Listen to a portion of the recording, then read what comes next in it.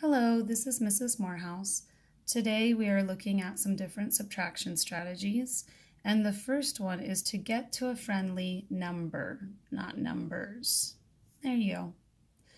The first problem we're going to do is 342 minus 198. And I'm going to continue using these same numbers for all of the strategies so you can kind of see how they work. So typically in fourth grade, students are still struggling with the 2 minus 8. They oftentimes want to put 6. So here in this type of problem, they need to borrow. But sometimes that's difficult and hard to understand. So one of the strategies is to get to a friendly number where if you had good number sense and you kind of looked and saw what these numbers were doing, you could change the numbers to make it into an easier problem. So right here I can see 198, that is really close to 200. So if I add a 2 here, I have to add a 2 up here.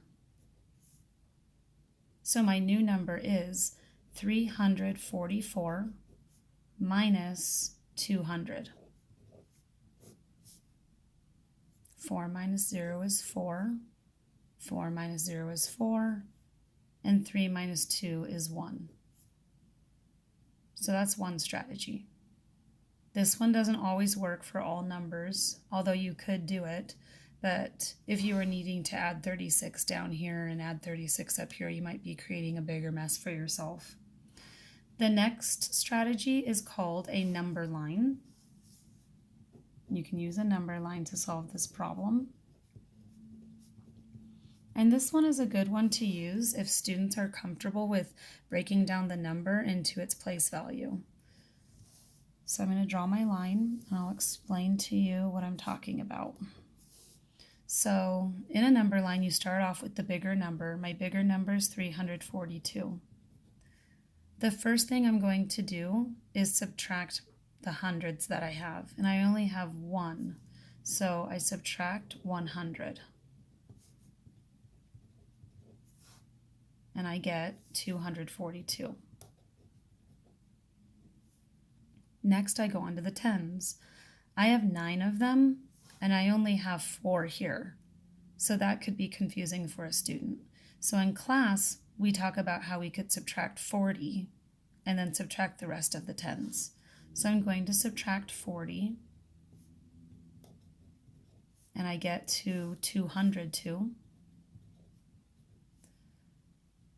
And then I have to subtract the rest of my tens. So I had 90, I just subtracted 40, so I have 50 more to subtract.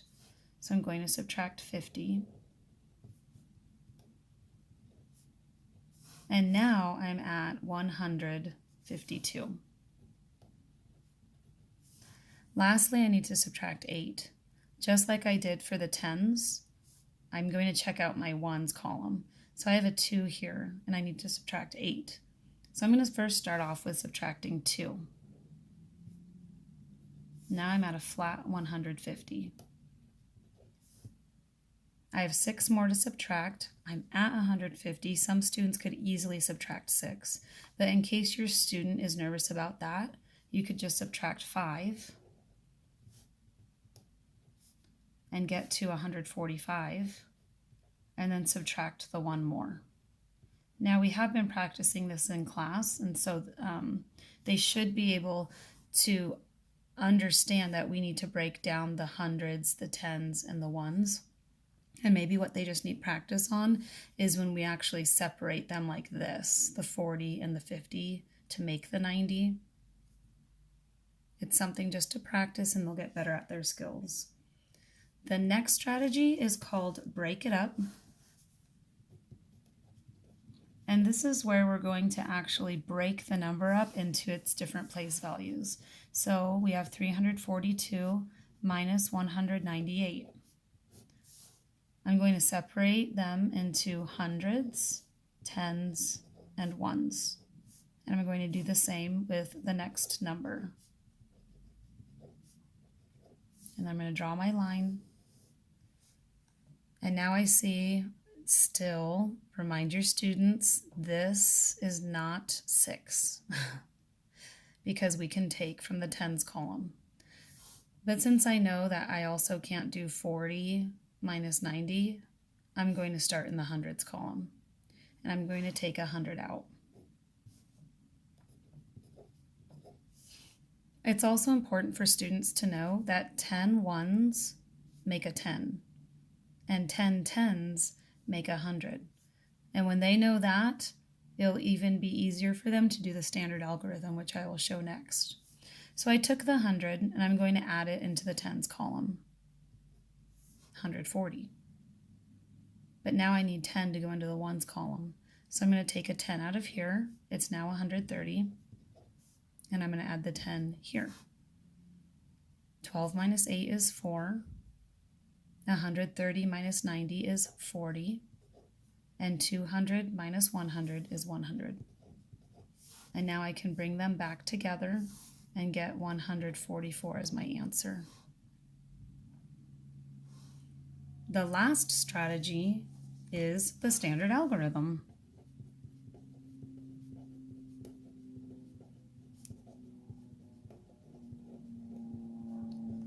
Please let your students know that they can still borrow from the tens column and then borrow from the hundreds column, which I'll show here. 342 minus 198. I cannot do 2 minus 8, but I do know that 10 ones make a 10. So if I take a 10 out of here, I have 4 tens and now I have 3 tens. I can convert one of these tens and bring it over here. It's still a 10, and 10 plus 2 is 12. If your student's comfortable, they can complete this piece right now. 12 minus 8 is 4. But when they move on to the tens column, they need to realize, oh, I cannot do 3 minus 9. So what you do is you go into the hundreds column. 10 tens make 100. So when you're working backwards and you actually take a 100 out, you need to realize that when you're leaving the hundreds and going into the tens, it's 10 of them. It's 10 tens. So 13 minus 9 is 4, and 2 minus 1 is 1. I encourage students to try these different strategies. Some work better with different numbers. And then once they solve the problem, it's always a good idea and good practice to work another strategy to just ensure that they have the correct answer.